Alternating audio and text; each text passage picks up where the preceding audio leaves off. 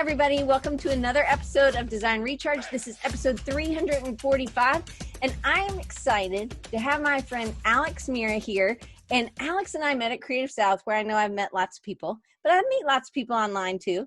So Alex was sitting outside and he was talking to a speaker, and I had gone up and he's like, "Hey, I listened to your podcast." And he got his, I mean, to be honest, I was like, "You do?" I don't even know where my phone is, but he was like, "Look, it's on my phone." And he showed me the iTunes thing, and it showed me that you pulled up that you were listening to Design Recharge. Yeah, and it meant so much.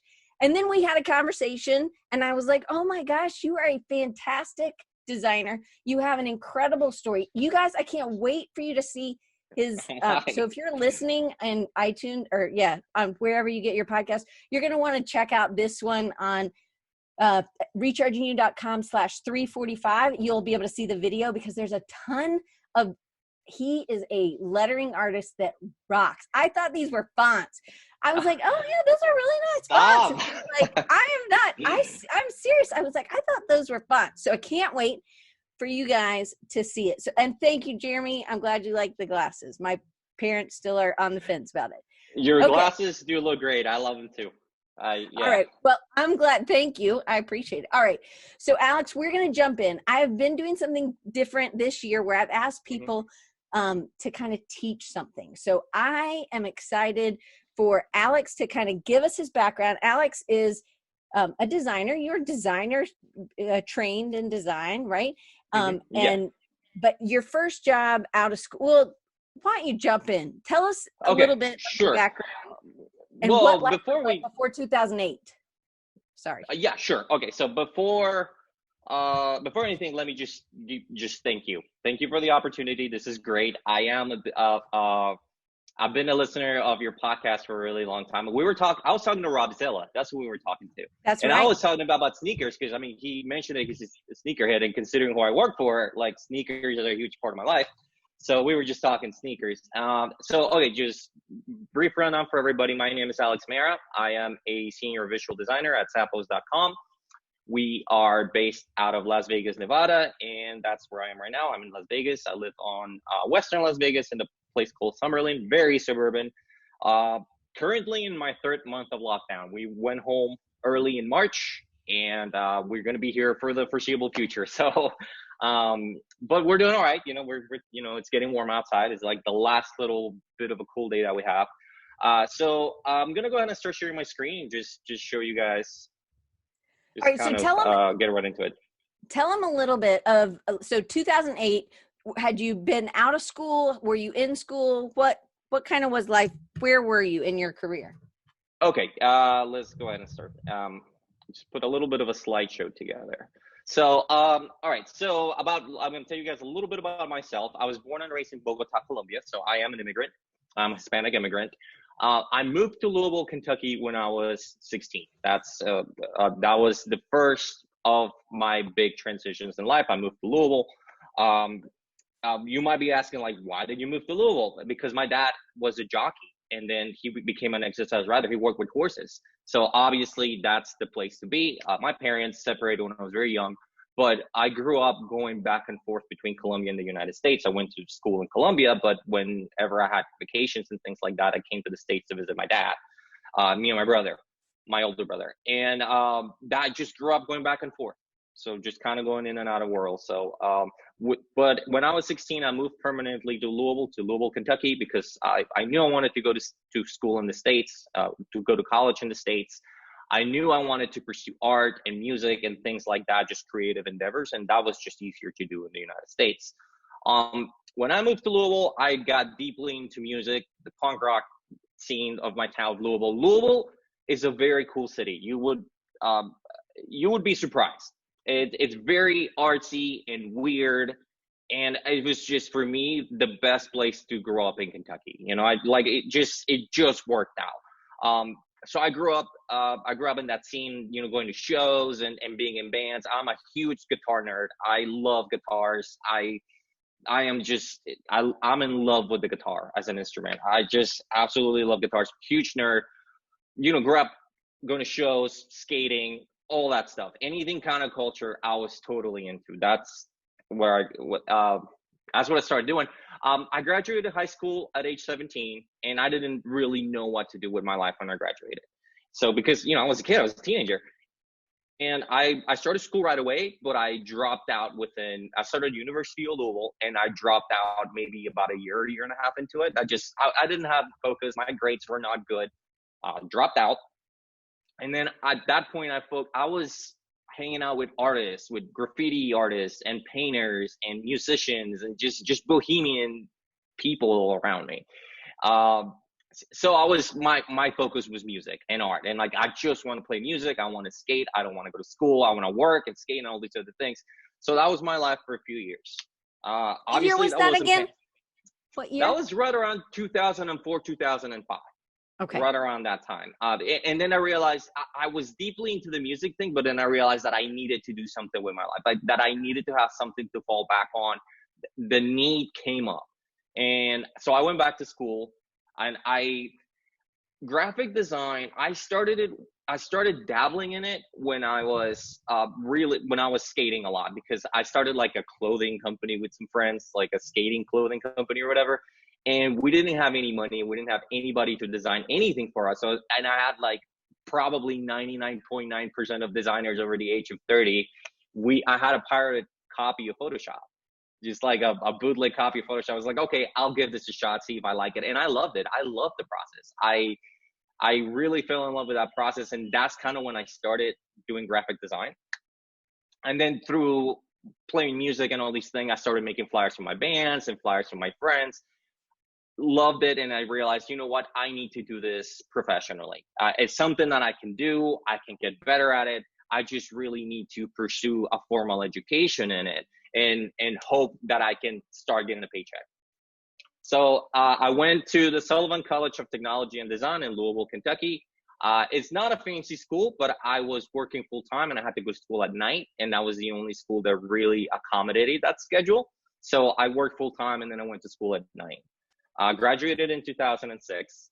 I did start working in design shortly after that, maybe 2-3 months after that. And I got a job at a beer distributorship in Louisville. And I was the graphic designer, very, very entry level production design. I worked at a print shop for the places, just printing out like point of sale materials and, beer pricing and things like that. Like nothing really great, but it was a job. It was experience. I did like working with vinyl. I had to make a lot of vinyl signs, and I did enjoy that process. Like, designing it and cutting the vinyl and applying it on the gator core, making sure it was smooth. I really liked that, and it felt like a craft. But the atmosphere wasn't good for me. It was very chaotic, very competitive. I didn't mesh well with my boss. There was a lot of conflict, a lot of tension. I worked there for maybe about close to a year, but I want to say about a year. And then just with all that tension, it just imploded and I got fired. After that, I was unemployed for probably about a year. I did work freelance during that time. I was claiming unemployment and working as much freelance as I can. I was doing a lot of gig posters at that time, just for the local Louisville scene, but I did manage to get paid for those. So that was cool. I was unemployment. I was barely making ends meet. I'm racking up hella credit card debt at this point because I'm not making enough to get by. But that's the time the recession was starting to loom in a little bit. So it was slowing down. It was difficult to find work. Throughout that time, one of my friends that I went to school with, he started working at Zappos. He started working there. He says like, hey man, there's this really cool new company. And at that time, Zappos hadn't been around for that long. And it was in the warehouse where we fulfill all of our orders is in Kentucky. And that's how, even though our corporate center is here in Vegas, a lot of our operations are in Kentucky and just where I happen to be. So my friend Chris, he was working there and he said, it's a really cool company. If I can find you a spot, I will. I was like, that's great. Sweet. Didn't happen right away. I had to do just a lot of things happen. And I went to a job fair. I gave Erin Ryan, who would actually be my first boss at Zappos, I gave her my portfolio. She seemed to like it.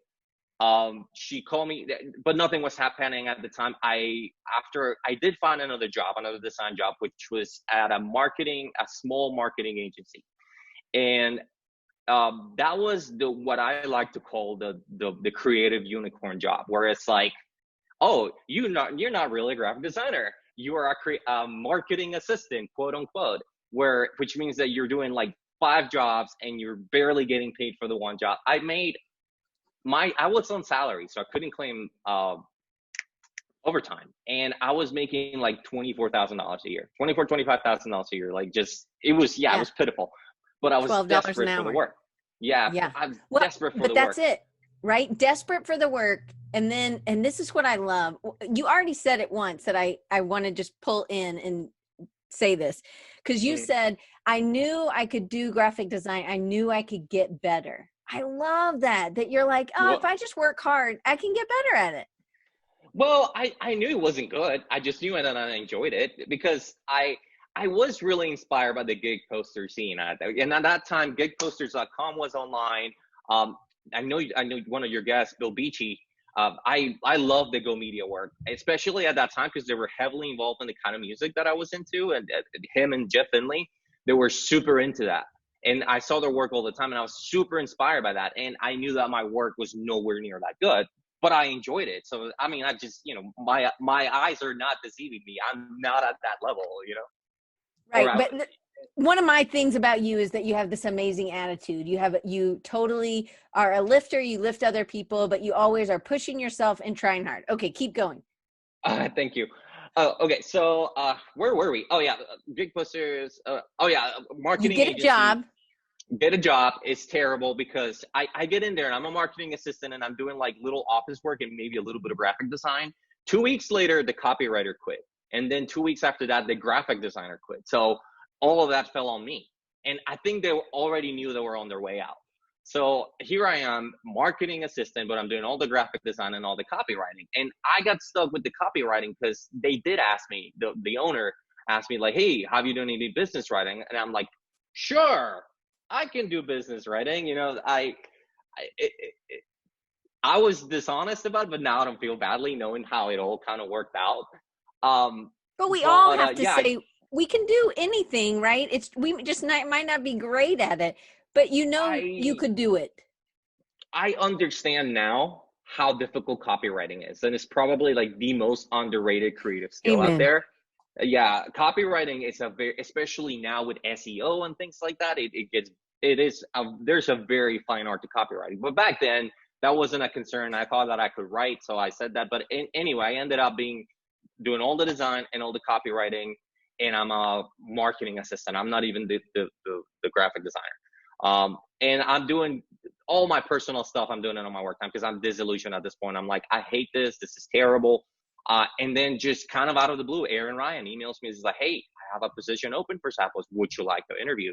And I'm like, great. Yeah, I sure do. And then I met with her, and it was in the design team. No, actually, thank you for reminding. No, it wasn't on the design team. What it was, I was doing just basic entry level product photography editing. It's like I was called an image processor, but it's just just photoshopping images of shoes and just product in general. Amen. I did that too, buddy. Go ahead. Yeah, there you go. No, and it was a way in, and it was a steady job. It was a little bit more money. And Chris had just hyped it. He's like, man, just the culture is really great. We were much smaller back then. We were a much smaller company. So I came in. I had the good fortune that her team lead Max was a metalhead, and I'm hugely into metal. I just love heavy metal. And I walk in and I see that he's wearing a Cannibal Corpse shirt, which is a death metal band, and that I really like. So I'm just talking to him about Cannibal Corpse, and that really just totally, we made that connection, and I just felt really confident about it. And obviously 2 weeks later, she called me. She's like, hey, would you like to start working for us? We want to offer you the position. I took it, and I quit that agency. So, and we're going to fast forwarding quite a bit. I've been there ever since. So, 12 years. Yeah. Yeah, 12 years. Yeah. Okay. So I did meet my wife, Amanda. We met there. She started working about a month before I did. We started dating at about 2009. We got married in 2011. Was she a photographer then? No, we were doing the same thing. We were both Okay. image processors. Yeah. And then I kind of stayed on that path working in the photo studio. And then she transitioned into a product photographer shortly after that. And so, excuse me. So, okay. So that's kind of where we are. Then there was a big structural change, and I got offer, both me and Amanda, we got offer moves to Las Vegas in 2012. And So did initially, the whole design team moved? No, it was, I don't want to get into the total Okay, no worries. intricacies of it, but it was certain job functions were moved to Las Vegas. And Okay. mine was one of those, and Amanda's was also one of those. So we got moved to, we were given the option. We could stay in Kentucky, or we could and transition into something else, or we could keep our jobs and move to Vegas.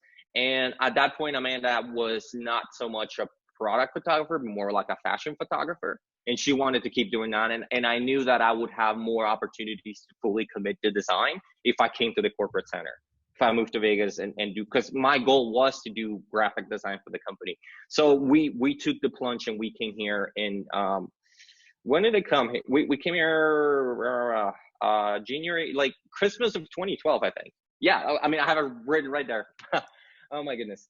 And then shortly after moving here, I did transition into a full-time design position in 2013.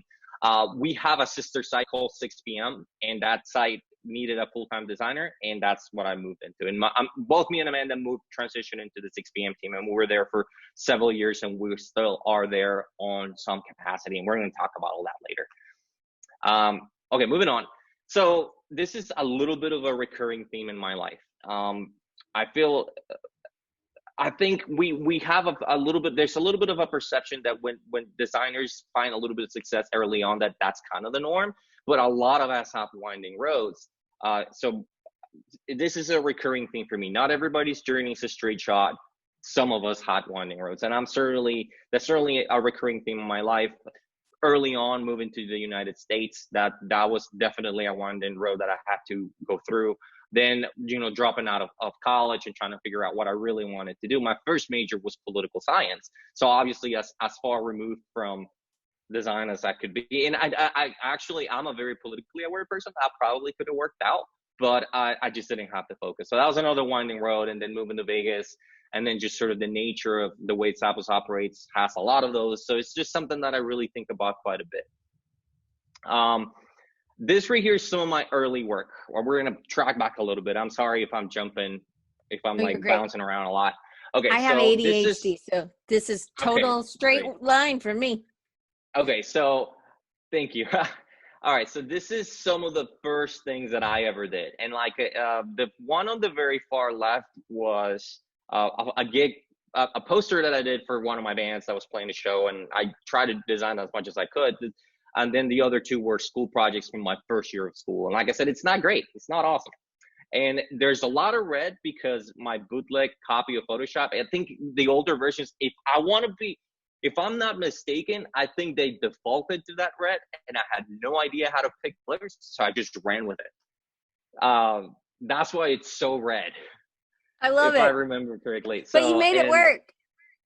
I mean, this just was my very early stuff, and yeah. I think the idea of me feeling like I'm not supposed to be here is like, I didn't go to a fancy school. I dropped out of a legitimate university, and I had to go to a technical school.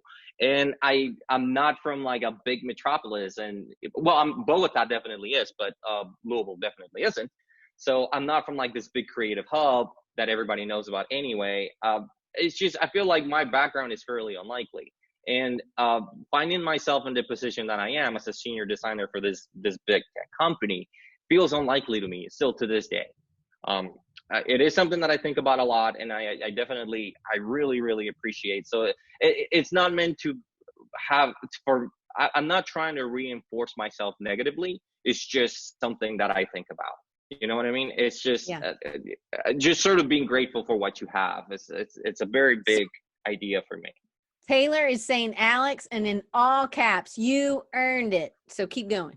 All right. That's great. Taylor, where's Taylor? Taylor, where is Taylor from? It's Taylor Cashdan. So in Raleigh. Oh, sorry. My sister's name is Taylor, and I'm just kind of like, maybe she's popping in. That's what I want. I'll be good, and I'll say people's last names. Great. Okay, keep great. going. Thank you. Okay, so a little bit, kind of moving forward a little bit more. That's me just playing a show live before 2008. For me, it was a bit of a glorious waste. Like I said, I was all about the bohemian lifestyle, I suppose. So my life consisted of three things a little bit further in life. I was partying a lot, I was creating as much art as I could, and I was playing a lot of music. I'm putting shows together, I'm going to every show, I'm playing as many shows as I can with my bands. On part it the sorry, I'm like stammering a little bit. The image on the left was that's actually my friend Ethan. He's a chef now. He is like a legitimate chef, and we just partied hard. And he was actually interested. He dabbled in graphic design, and one of the ways I started getting a little bit better at it was doing Photoshop battles with him over LiveJournal. And I mean, I know a lot of you guys are probably like LiveJournal, yes. So that's what we did. We just picked themes and then we did like Photoshop battles and posted them on our live journals, and then just, kind of went back and forth. So that was one of the first things I did, and I really enjoyed it. And that just doing those, I feel like I learned so much. Then on the center, I was designing a lot of gig posters, and that's one that I did at that time that I thought came out really nicely. Melissa McLean is actually, she's kind of like a big songwriter up in Canada. She's Canadian, and she passed through Louisville, and her band's name is White Horse, and she does a lot of solo stuff, and she's still at it, and she's she's just fairly major up there. Her music's great. You guys are looking for tunes where you're in quarantine, check her out. I love her music. I still do listen to it. And then that's one of my bands. That particular show, we opened for a band called Strung Out, which is one of my favorite bands. Well, it's one of my favorite bands at the time, and they were actually one of the first show that I ever went to. So it was just really weird that a few years later, one of my bands is opening for them. And of course, I'm partying. I'm in the art scene. I'm meeting people and everything. But in my 20s, I really did struggle with my mental health. That was it's funny, and maybe anybody can relate, but it's like I remember it being the best of times because of the just sort of like carefree nature of my life, coming and going, staying out late, drinking, partying, meeting people, just like living this sort of very artistic bohemian lifestyle. But underneath all of that, I was really hurting and I was really struggling. And it's just weird because it's like the best time and the worst time at the same time. So I was deep down underneath, I was really hurting. I am bipolar. I do have bipolar disorder. And I crashed headfirst with that because I didn't know. I knew that something was different and something was wrong, but I didn't really know what it was until I had a full-blown meltdown. And I spent about a week in a mental hospital.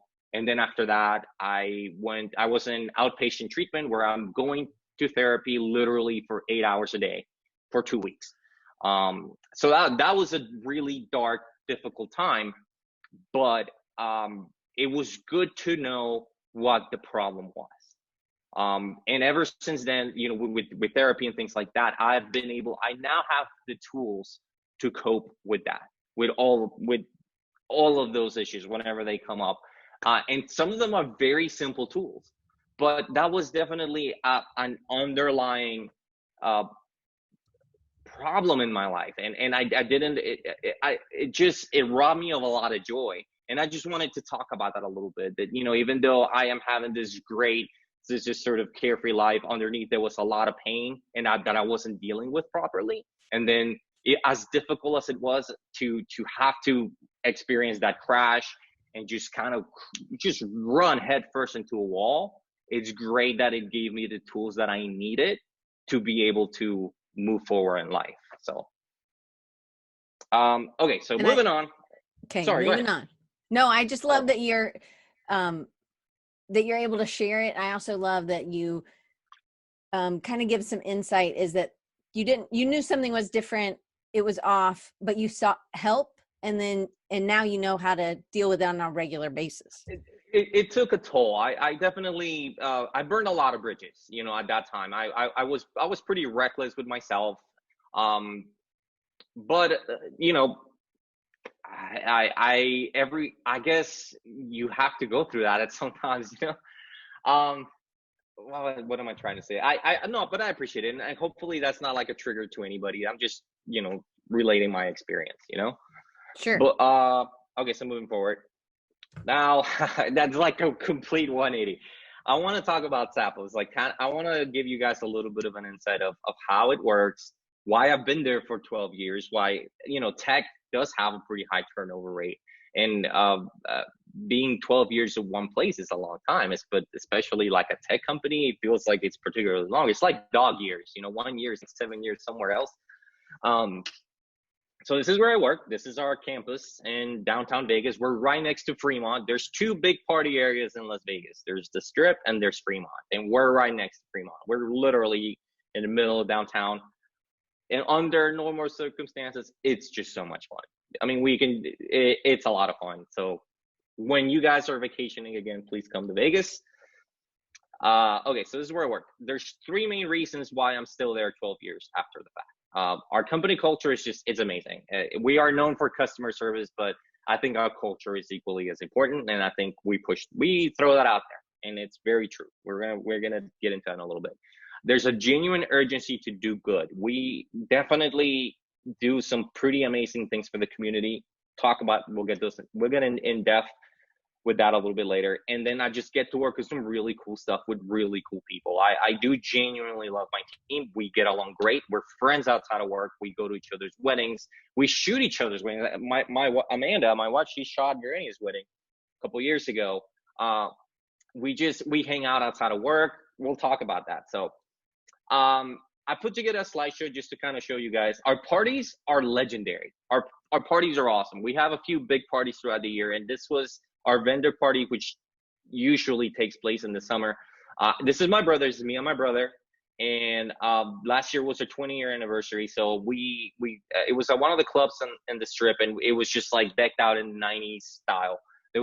They actually recreated that whole blockbuster inside the party. Like it's a blockbuster video. These things are just great. Our parties are awesome. They're legendary. I took my brother. He is happy as a clam, as you can see. And I'm acting a fool. This is our holiday party. It takes place in January. This year we did a Studio 54 theme. So this whole place is like super 70'd out. Everybody's wearing bell bottoms and all the cool fashion. It was an awesome time. It just, like I said, parties are good. We do cool stuff. This right here, we do video spoofs just for our internal meetings. It's not really anything we can share, but we just do them for fun. Really, it's for no other reason than just to have fun. And one of my friends had the idea to do a Lisso video. What is the Lisso video? Oh my gosh. I can't help you. I'm so sorry. Just say anything. And we'll believe it. Okay, so it's that list of, I forget the name of the song. Oh my gosh, I'm just nervous and I can't think about it. It'll come to me later. Yeah, I am playing the part of the guitar guy because the beginning of the video, there's a guy playing guitar and everybody knows that I play guitar. So she asked me to be in the video, and that's me playing the part. And these things are elaborate. Like I was there for a few hours. There's a set. There's we have an audiovisual team and they're working. Like these things get crazy. They get pretty elaborate. And this is the crew. So you see, like we built a set for this thing. So, well, I mean, I didn't, but just for fun. So Jeremy Rivers is saying, "Boys" by Lizzo, Lizzo. Tempo. The song is Tempo. See? Tempo. We knew you'd get it. Yes. I know. No, actually, Amanda my wife helped me. Oh. Okay, so that's our Lizzo. These are our dancers. This is right here. This is this Halloween event, and it happens every year. These are all other employees, right? Yes, okay. That's right. So this is our Halloween event, and it's just for our brands. We rent out this golf course and we deck out every hole in a theme. And our theme last year was Candyland. It's a lot of fun. It's like the whole day. It's just a really fun time. And yeah, like that was her theme, and we spent all this time setting it up, and then the wind knocked every single decoration we had. So, but it was fun. It was a blast. So who on Zappos, is that a team you're on that does these parties or comes up with the themes, or is that something? there is a team that is specifically dedicated to putting these together for doing the creative conception of these things. So Nice. there are people dedicated to these things. Yes. This right here is one of my coworkers, Alex G. And I just think I shamelessly stole this from his Facebook. And if he's seeing that, I'm sorry, dude. But I just think it's so cool that he took time off to go to China and train in a Shaolin temple. I thought that only happened in movies, that there is no way you can actually go to a Shaolin temple and be training Kung Fu. But he did it. And I just think it's the neatest thing in the world. And I asked him, like, how did you meet these monks? And he's like, oh, they're on Facebook. So I thought that was really funny that these, lethal killing machine monks are on Facebook taking students. That's awesome. My AirPods are like doing the low battery thing, so I might have to switch microphones here in a minute. Okay, no problem. Just so you know. Okay. Yeah. It's a Zappos, it keeps you on your toes. Things happen that are really weird and neat and random. So that's Venus Williams, and she came and she had a workout with some people at work, and that is Amanda, one of our other designers. She's on my team, and she's one of our other designers, graphic designers, and she just got to work out with Venus Williams. I mean, that's pretty cool. That's my dog Opie, and we get to bring our dogs to work, and our area is dog safe, and Opie comes to work, when campus is open, I bring him once every week, every 2 weeks, and I put a death metal t-shirt on him, and that's my boy, and he's a Kentucky mutt, 100% Kentucky mutt. He's walking around here somewhere. This is our nap room. If you're tired, you can go take a nap. And that is a really, really cool fish tank. And it's just, we appreciate that room because, sometimes you just gotta take a nap. So that's a little bit of a flex, but yeah, it's just cool that we have that. And this right here, we had a drag bingo a few months ago, and we raised about $50,000 for an LGBTQ charity in town. It was a great time, and it's just really cool that we do stuff like that, that just to benefit a great cause, and still have a good time. It was just a really, really nice thing, and I wanted to bring that up. This is us. We did a 20-year anniversary toast last year, and everybody came out. We all had some champagne, hung out, just celebrated. So yeah, the company is 20 years old. And I think as a humble brag, I do think we help pioneer what you refer to as cool tech culture. The open floor space, and everybody brings their dog to work, and that the cool aspects, the cool notions of tech culture. I do think we had a hand in that. Because we've been around for a long time. We've been around for 20 years. It's a really long time for a tech company. So, and we were there in the beginning, and the culture has always been like this. So I do think we deserve our fair share of credit for that. For sure. I did say that one of my favorite things is how much good we do for the community, and this is it right here. We do have an initiative called Zappos for Good that is specifically dedicated to doing good work around the community. Shaq is one of our community partners, and he, every once in a while he's on campus, and I mean, there's Shaq. Next time I see him, I'm gonna ask him to sign my Icy Hot, my Tevel Icy Hot or something, or my copy of Shaq Fu, or I need to find a copy of Shaq Fu and ask him to sign it.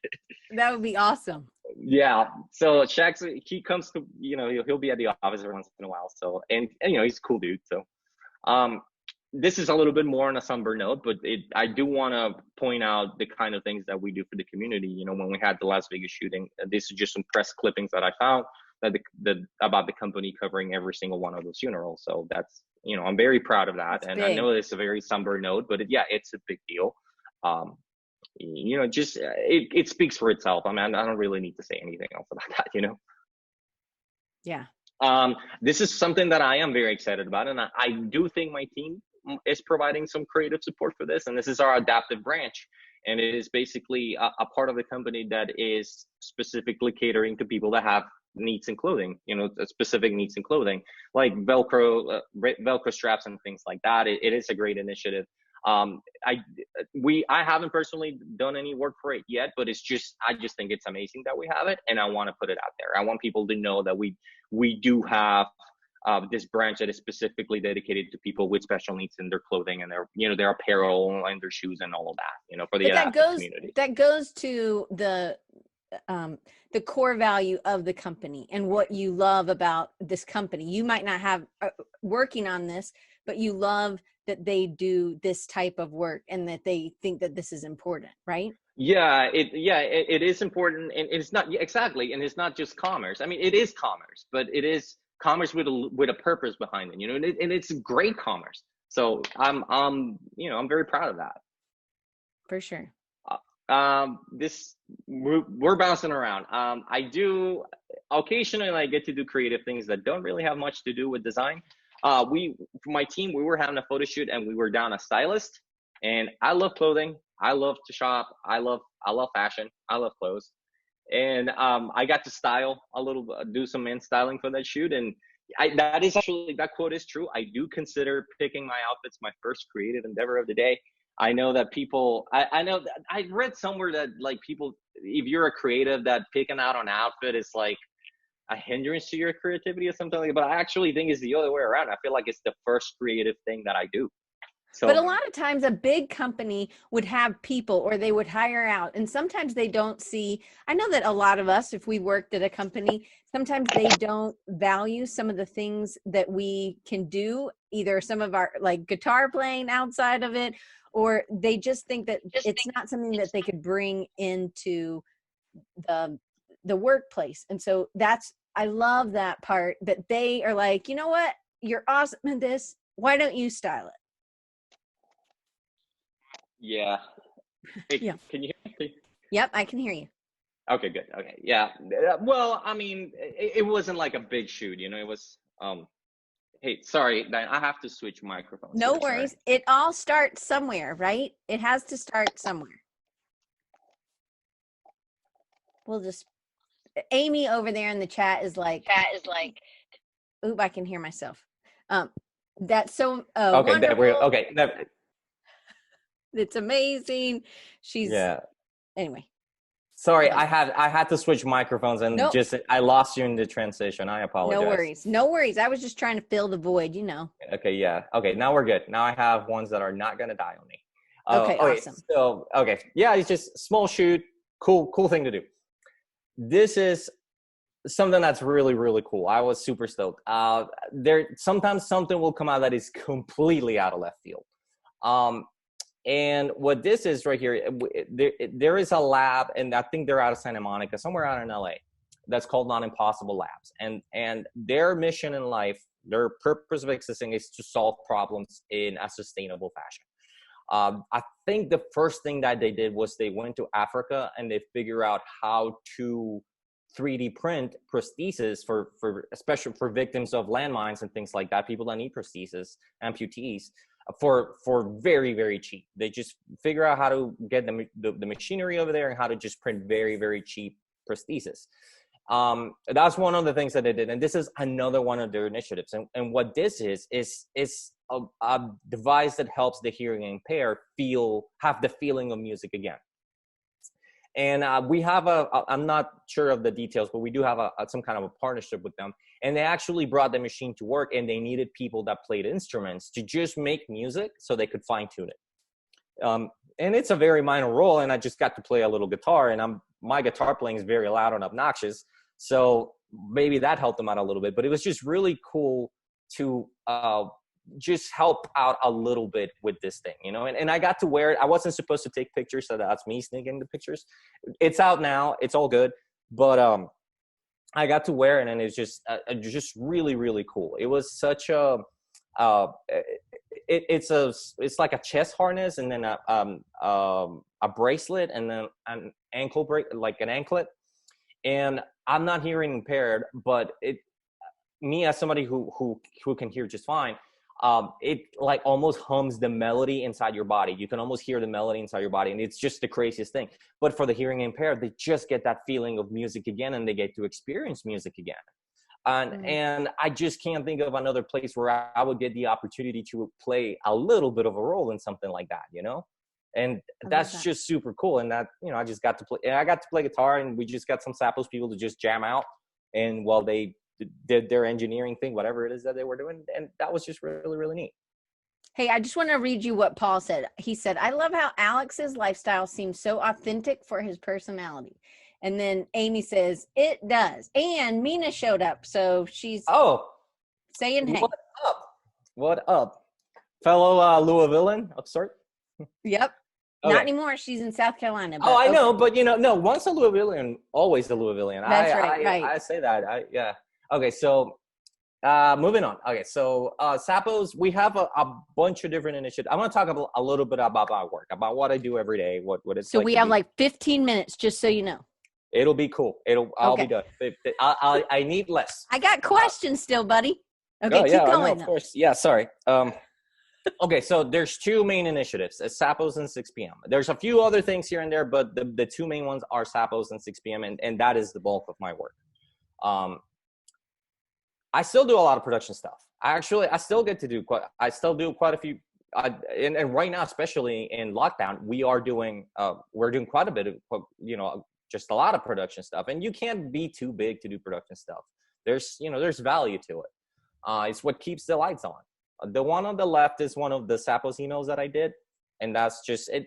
There's a lot of creative direction and a lot of stuff that comes into it. There's definitely a lot of data behind it. But I still get to have a little bit of fun. I got to style some product photography a little bit and add little pops of color.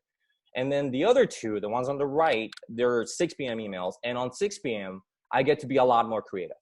With 6 p.m., we do have brand guidelines, but I feel the freedom, we all do, to kind of break from those guidelines a little bit and do whatever we want. So those are definitely, that's a little bit, it's still production work, but I get to have a little bit of fun. I got to do a little bit of illustration in the one in the middle. And then on the two on the right, I got to do a little bit of hand lettering, just to kind of break the monotony a little bit. So it's production, but I still get to have some fun with it. Oh, wait. The refresh and takeover is your hand lettering? Yeah, that is hand lettering. Yes. Do you guys see what I'm talking about? Are you waiting for that Alex is going to create? Hello, people. You have like some like world-class lettering artists in your podcast. I think you're selling yourself short a little bit, Alex. So anyway, keep going. Yes. Okay. My favorite project that we've done, this was for the 6 p.m. site, and this was my team directly, and I got to design it. We got the 6 p.m. site got to carry the Fenty by Rihanna line. It was her fashion collaboration with Puma. And the 6 p.m. team, we had a lot of struggles. We had to work really, really hard to get it to a point where we were a fully functioning editorial team. And this was just like the first really big, really cool shoot that we had.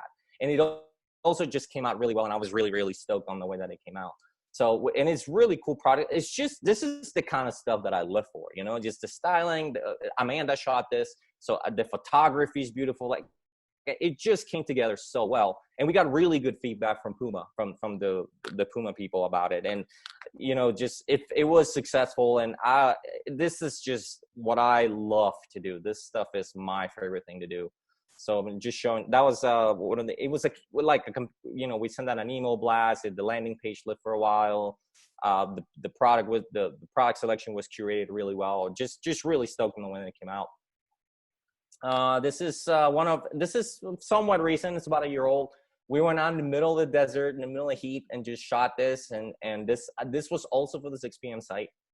And I got to design this one. And I like that it's inclusive and you don't even notice. I don't remember. We got that feedback that you don't notice that it's inclusive. And that's like the best feedback that we could have gotten, that it just looks like any other editorial that you would see in any other place. So really, really proud of this. That car was really cool, and it was hot as hell. It was so hot, but it was a cool shoot, and it came out really, really nicely.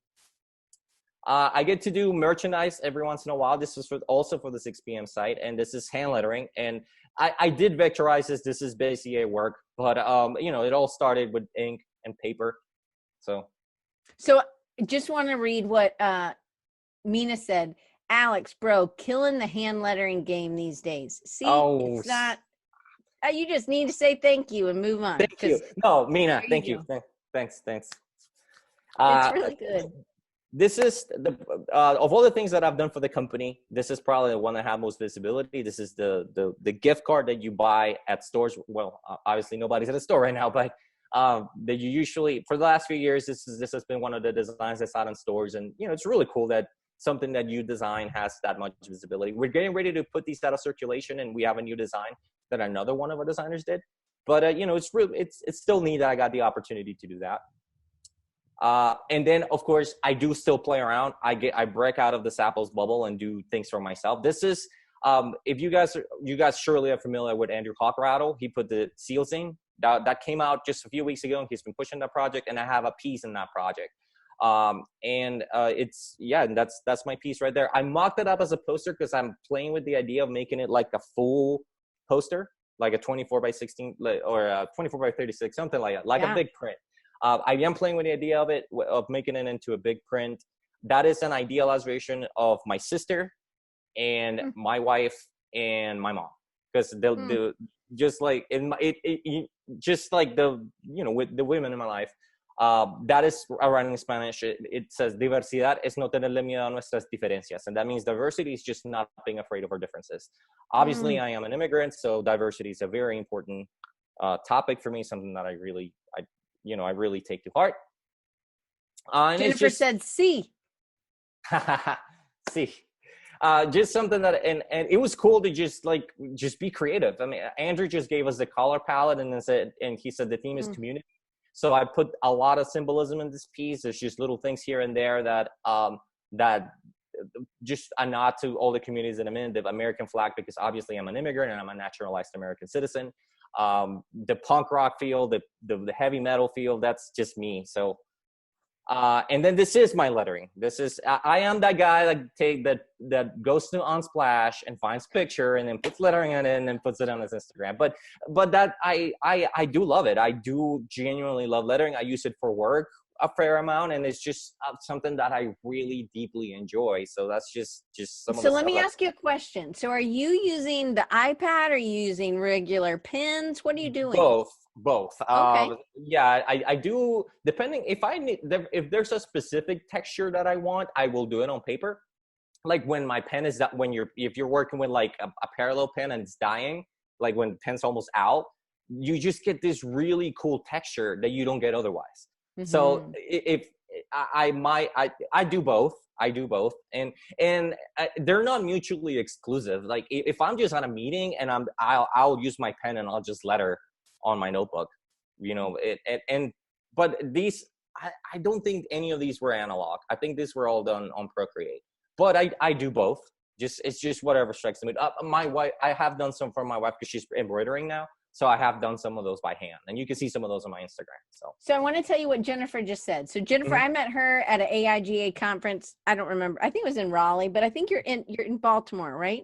And she said she's Venezuelan here, and she said it's nice to see you talk about your background. I find it hard to highlight where I'm from gracefully. It's part of me, but it's not always evident in my work today. And so anyway, she's just appreciating you sharing that. So yeah, I'm Colombian, so I know how that feels. You know, like I think a fair amount of the time when I take people I'm Colombian, they're like, "Oh, have you seen Narcos?" That's not a good question for a Colombian. Okay, that is not a good question. We know I've never seen it. I'm never gonna watch it, but yeah, that's not the nicest. That's not a good start question, right? No, not for Colombian. No. And. Okay, that's it. That's pretty much it. We're going to go back to this later. So I'm going to stop sharing now. Okay. All right. So we have about 10 minutes. I'm going to rapid fire some questions at you. Okay. Ooh, I cannot believe it took that long. I'm so sorry. No, it was great. You had great information. So one of the things that I think is that you didn't necessarily start out doing the exact job that you wanted, but you used your attitude is really important. And you continued even when you said today, I get to do production work. Like you didn't mean to say get, but you said get. That was what you said. And I think we all have to do production work. It's just part of it. We aren't too good for anything. And I think that that's one of the things I love about you is that you are able to kind of bring that to light. So what other soft skills do you think, and maybe this comes to your team kind of picture, has allowed you to grow with the company? Because 12 years with one company, you have to have, and me and you have talked about this, like some of your soft skills are amazing. Okay, so what's important, I think specifically with Zappos, to be able to live there, to stay there for that long, I think you have to be a little bit comfortable with chaos.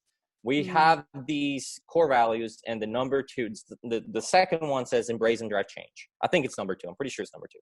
And that's very true. It can be a really chaotic place. It can be very unstable. Even the current situation, even like outside of that, it can be a really chaotic place, and that's not for everybody. It's really not. I have learned to accept that chaos and that discomfort and that little bit of uncertainty. So that's probably the most important thing. That is just to being comfortable with the chaos. And also, it's not just about pushing pixels. It's about being dependable and forging good relationships and being easy to work with. We focus. So we are a technical field, and we focus really hard on those skills. But I think successful freelance designers will tell you that their interpersonal skills are equally, if not more important than their technical skills. So I would say probably that. So I put the link, and it'll be in the show notes, for Delivering Happiness by Tony Hsieh, right? Your CEO, the founder, right? Mm-hmm. So no, he's not our founder, but he is our CEO. CEO then. Okay. Mm-hmm. Well, and he wrote a book, people. He's written maybe a couple, but so one of the things that you have to do, I think, Zappos, if anybody reads that book, it's some really good reading. It's a great book, but you work for a shoe company. You're a designer at a shoe company, a senior visual designer, but what do you have to do at Christmas? What does everybody have to do at Christmas? Oh yeah, we have to pick up phone calls. We have to get on the phone and talk to customers and take orders and process returns and that kind of stuff. Every one of us has to do it, from Tony all the way down to the janitor. We all have to do it. Every Zappos employee has to do that, and it's pretty. I appreciate. When I was living my bohemian lifestyle, one of the things that I did, I worked at a call center, so I can do it. I'm not afraid to do it. I've done it, but yeah, everybody has to do it, and some people dread it, and it's not always the most pleasant thing. But we all do it, and that's great. It's a humbling experience, and I don't know, you get to do some cool stuff. I've gotten to give away a whole bunch of free stuff, and I can say that we can make decisions. Right. You guys need to read the book or listen to the book. Okay, so yeah, please. So one of the things is that because it is customer focused and everything, you have to. That's their core, Zappos core. So how do you stay focused? If you could give us a quick tip for us, what kind of things do you do to stay focused on the customer and understand that customer? I mean, you have a love for fashion. So what is that part of what you do to stay up on the customer? Well, I think the company in general, I think just empathy. And we are the customer. I mean, my entire wardrobe is coming from Zappos or 6PM. Pretty much. Just being the customer and just having a basic amount of empathy. And it's not just about like fulfilling the business needs, but also just the community needs. Our bistro isn't operating right now, obviously, because we're not in the office, but our bistro is making meals for people in need and just distributing those. So I think it's not so much about what I personally do, but I think as a whole, what the company does is just basically having human empathy. Just being empathetic, realizing that there are other needs that need to be fulfilled besides shoes and clothing, and we try to fulfill those. So it's just empathy. Whatever makes us successful, me personally and the company at large, I think empathy plays a very, very big part of that.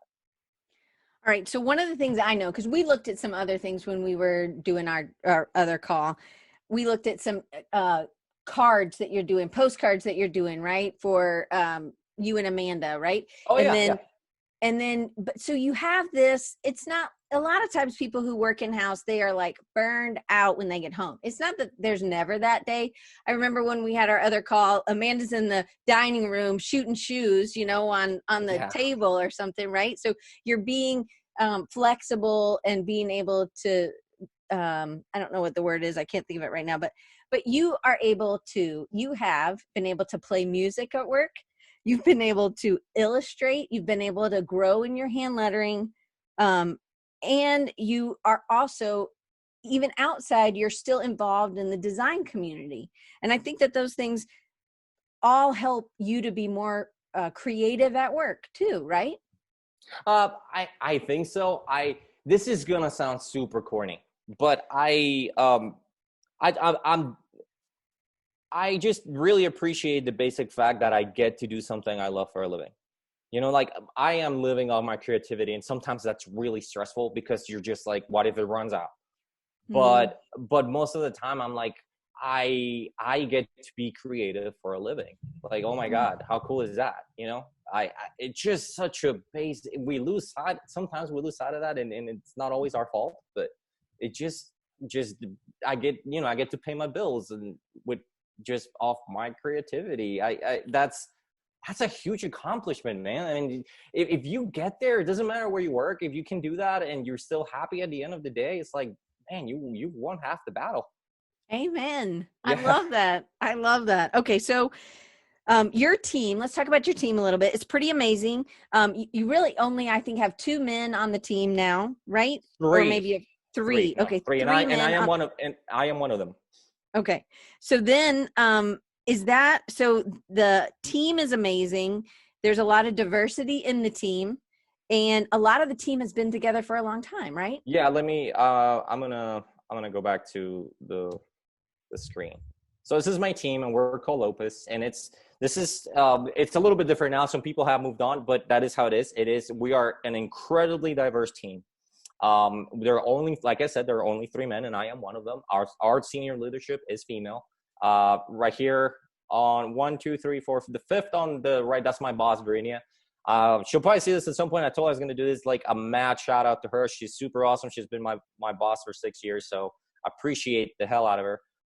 And that's our team. We're super diverse in tech. I feel like in tech, that's not always the case, but that's just how we are. And it's not by design. It's just kind of how it worked out. We merged a couple of teams together, and this is how it came out. And we're just a very big, diverse team. And I think this is the true face of tech. This is the true face of creativity. And that hasn't always been the case. It's always been very difficult. If you are someone like me from an underrepresented community, it's difficult to see yourself at a reasonably high level creative field. And yet here we are, and we just couldn't be any more different. And yet it all works out.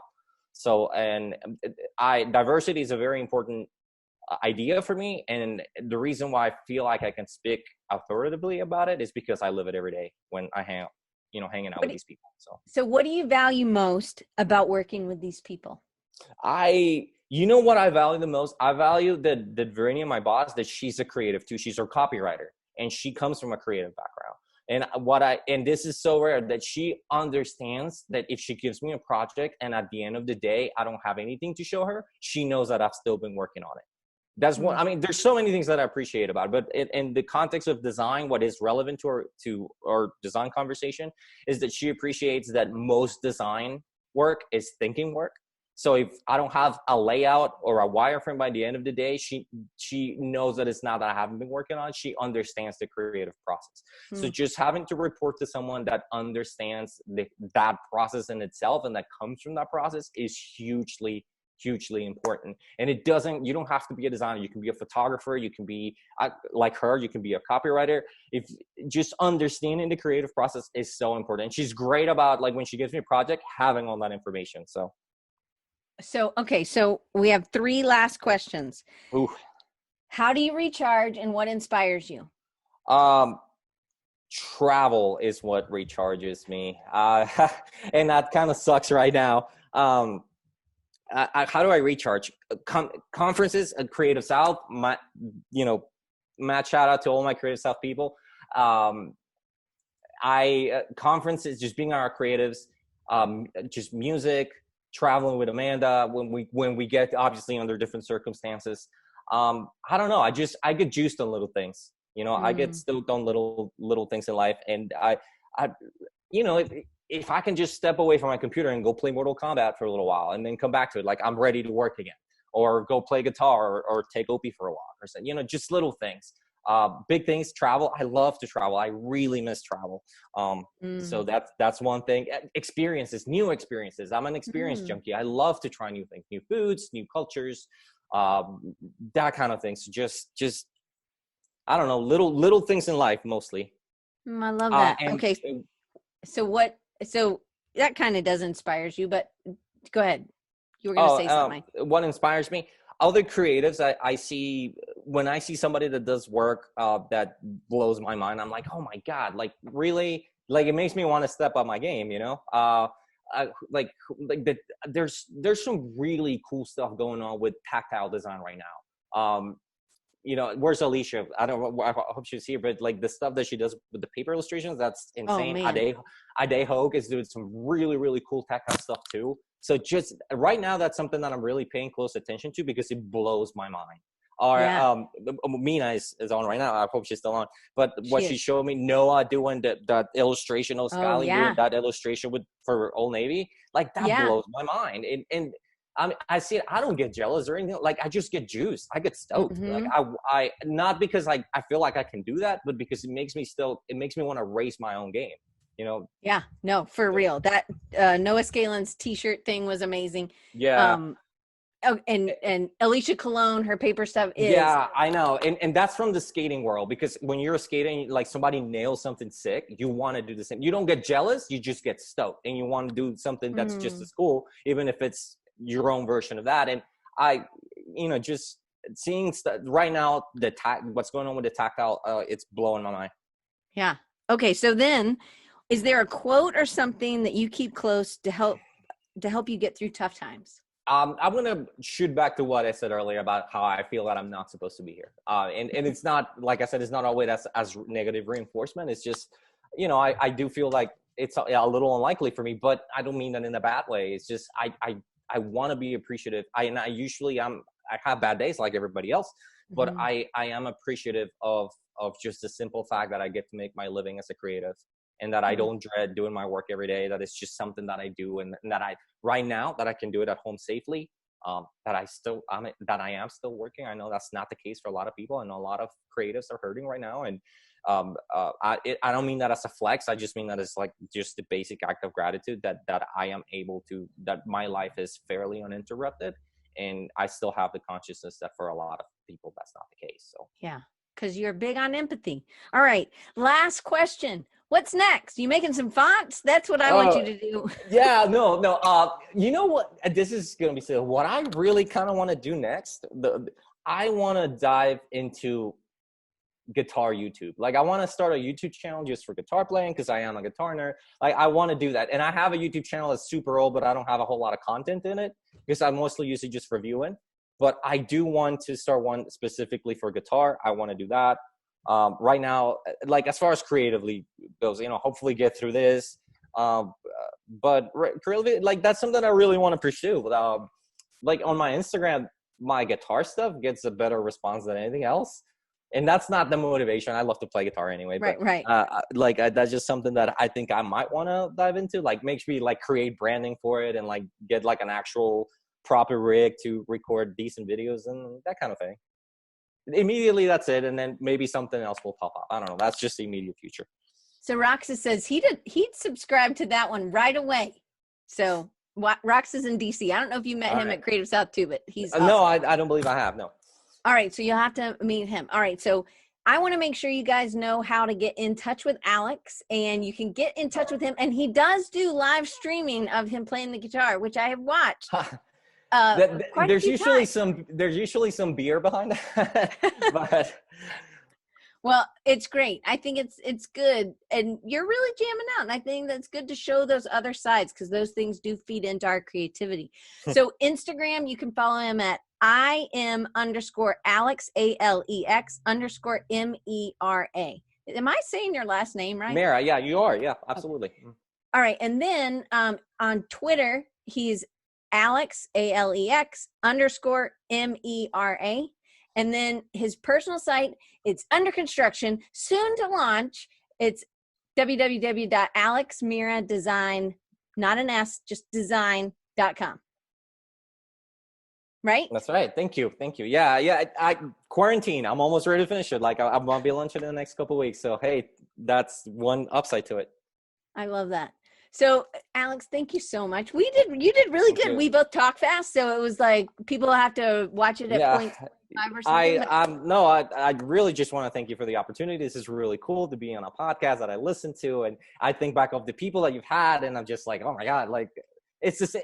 Not that I'm on their level, but it's the same platform, and that's just super amazing. I think you're underselling yourself a little. So Mario will get on to you because he gets on to me about it, but and Will says he'd go back and watch the beginning on YouTube for sure.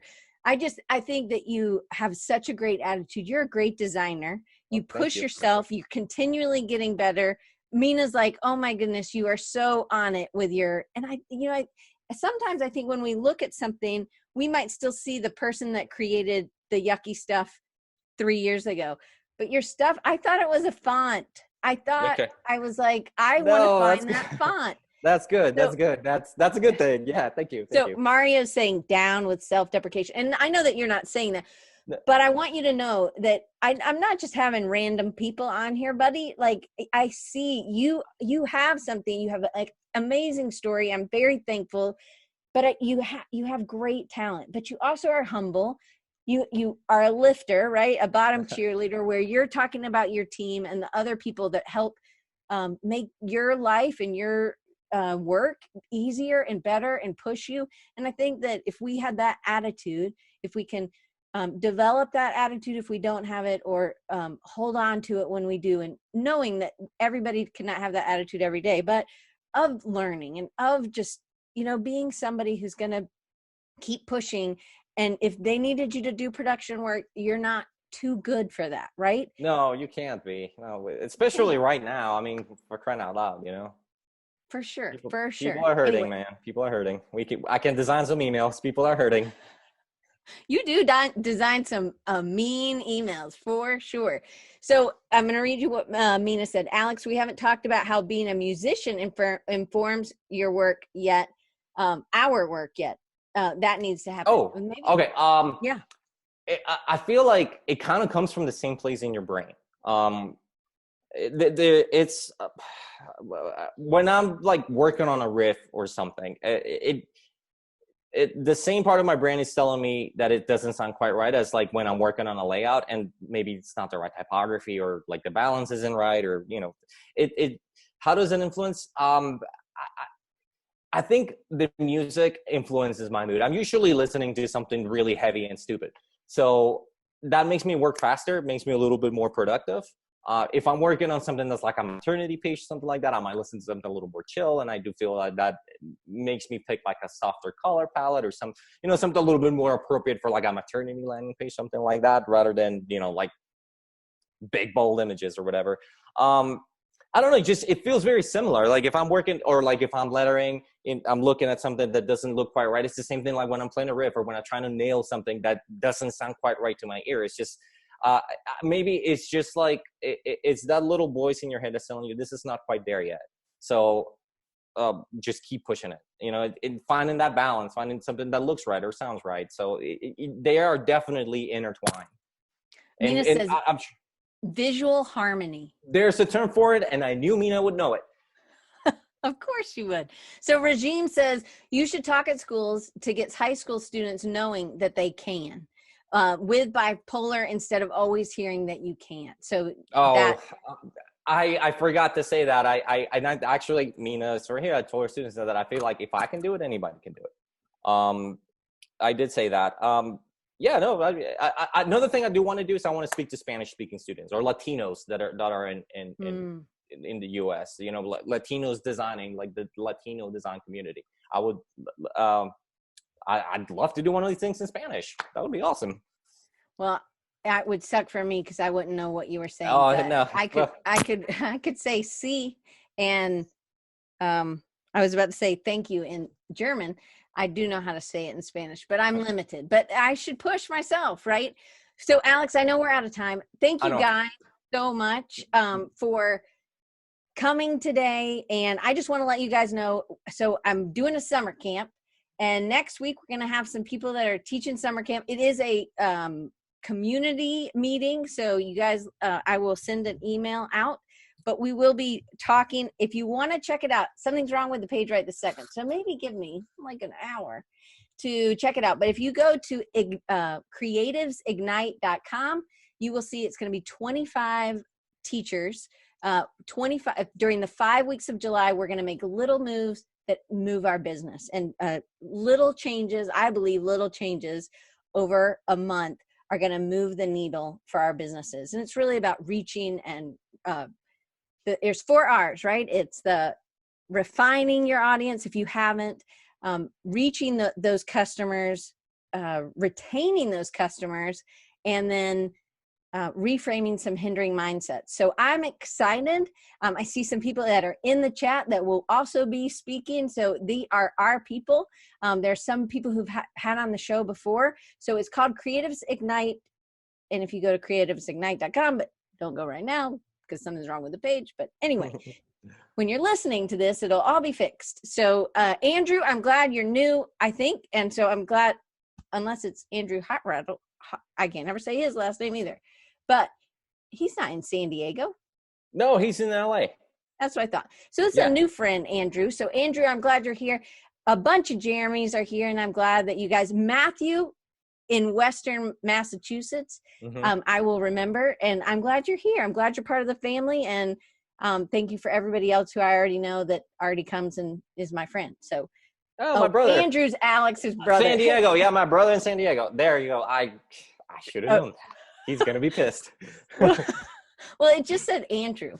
So it didn't say his last name. So Andrew, you might not be back. But I'm glad that you came today to support your brother. Andres. He should have said Andres. Andres. So, Andres. well, gotta roll your R.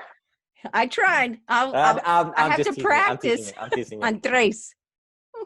Anyway, I hope you guys will check out the Creatives Ignite. I'm really excited because it's something new and it's really scary, but I can't wait. Hey, I am the commercial Diane here at the end, and I've changed my clothes because it's the next day. Because sometimes I just can't do it all in one day.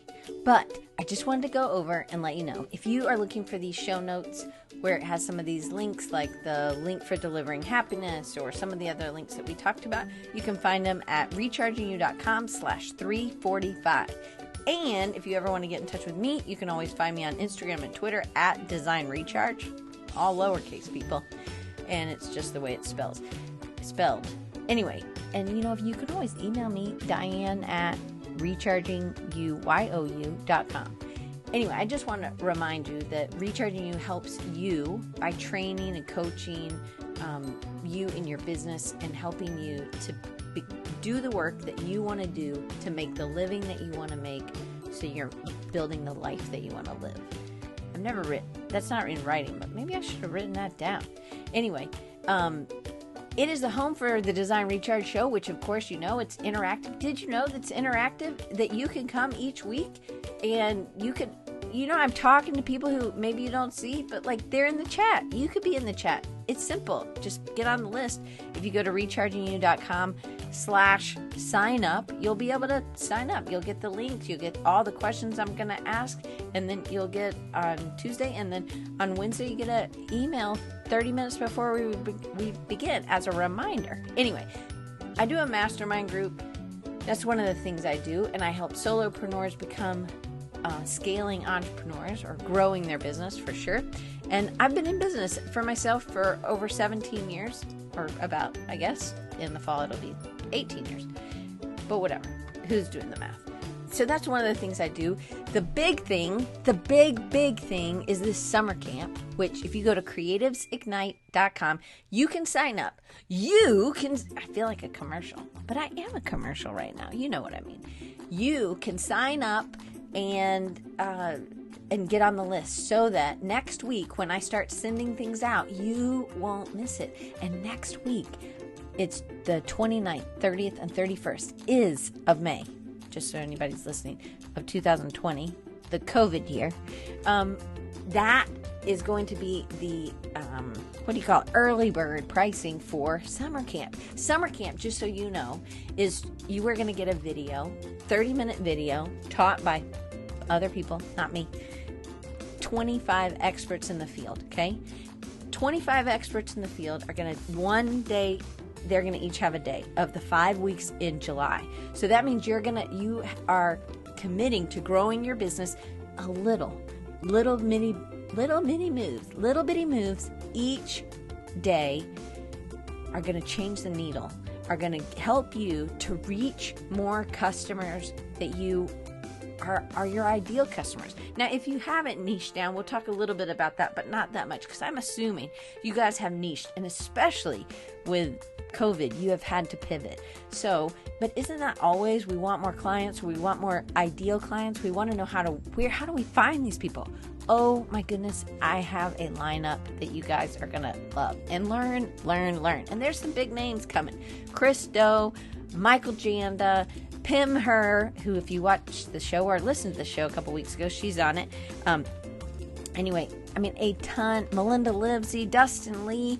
We got some huge, great, and then, you know, some people who are breaking in, but they are brilliant. Can't wait for you to hear about them. And some other, there's going to be more than 25 speakers, just so you know. But you can say you heard it here first. But that is there's 3 packages, 3 kinds of campers, we're calling them, right? So 3 levels of commitment, really. The middle tier is the happy camper, or I can't remember. We hadn't locked down all those things, but they'll be locked down tomorrow, which is Friday, which, anyway, doesn't matter.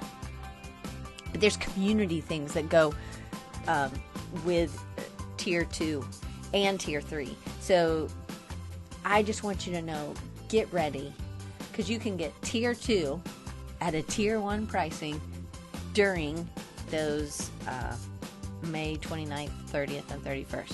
So the early bird pricing. I can't wait.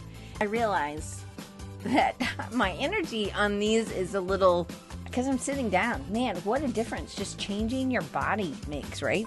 I just want to let you know my favorite way to build websites is with the Elementor plugin. You can find the link down below, but it is bit.ly/, just a slash, and then capital D, capital R, and then Elementor, Elementor. I should make a song out of that. Anyway, then there's Envato. I don't know, all these images that are going to be in any of my talks that I do, any teaching that I do, I get them from Envato. On my site, I get from Envato. Music, I get from Envato, and I have another music source too, but I love it. It's absolutely amazing, and it is a subscription, and it's literally an unheard of deal. It is a yearly subscription that I might have paid in a month. So, people, check it out. Go to bit.ly/Envato, capital D, capital R. Envato is ENVATO, capital D, capital R. And Timely is the app that I use for tracking my time. Thankfully, it has the stalker mode. They don't call it that. They call it, I don't know what they call it, memory mode or something. But if you want to track, if you're bad at tracking your time, you can use that, because then the memory mode say, hey, you were doing this, this, and this, and this today. Who do you want to bill that to? And you could do it 6 months out. I have to do that plan because I don't remember well enough. And sometimes I track my time so terribly. Anyway, Timely remembers so that I don't have to. When you sign up with this link, you are going to receive a 10% discount once you activate your subscription. But Timely is so great because they'll let you try it for 14 days before you have to activate it. So to make sure that Timely is right for you. But make sure you use this link, and it is bit.ly/, all lowercase here, people, DR Timely. DR is, for Design Recharge. Anyway, Audible, again, has changed my life, and I listen to more books than I physically read nowadays, although I do read still a lot of books, physical books. I have the gold membership, and I get a new credit each month for less than $15. I think it's like $14.99. But it's less than the price of the book that I'm getting for sure. So if you want to, I've been a member since 2010, but if you want to get a 30-day free trial and a credit for a free audiobook that you get to keep, even if it's not like it goes away. You still have that book at audibletrial.com/design recharge. And I do love Skillshare. I love to kind of dive in and get a lot of information in places, and this is one of the places that I go. Skillshare, this is a 2-month free membership of Skillshare Premium. If you go to bit.ly/Diane Gibbs, Diane just one N, people. Just so you know, these are all affiliate links. That doesn't mean that you are going to pay any more with this link. It's the same price. It just means that I get a little bit of the purchase price. If you purchase it, if you click the link and you purchase it, then I'm gonna receive an affiliate commission. Sometimes, it could be tiny, and sometimes it's 50%, which is great. And it doesn't cost you anything. It's just where you click. So I would love, that's a way for you to support the show. Anyway, it's a community meeting next week. I'm gonna let you go because I've rambled on enough. I hope you have a great week.